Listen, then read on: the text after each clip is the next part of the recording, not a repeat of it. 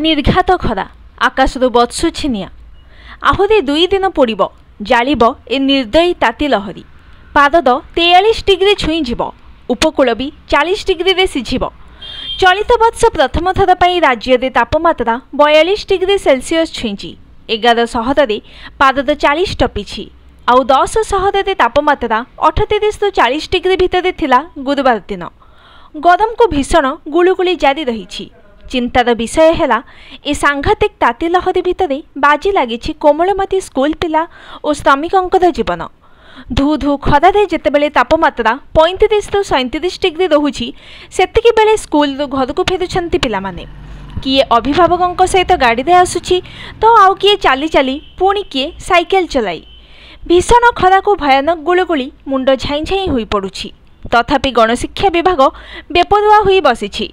सेहीपरि निर्घात खरारे रास्ताघाट और विभिन्न कोठावाड़ी रे श्रमिक जारी रखिछन्ति निर्माण कार्य। श्रम विभाग चुप। कुआडे गला स्वतंत्र रिलीफ कमिशनर कटकणा और गाइडलाइन। दिन 11टा ରୁ 3टा पर्यंत काम बंद रखिबा कटकणा कौन निर्वाचनी वर्ष पई छाड़ कि? Bureau report news today.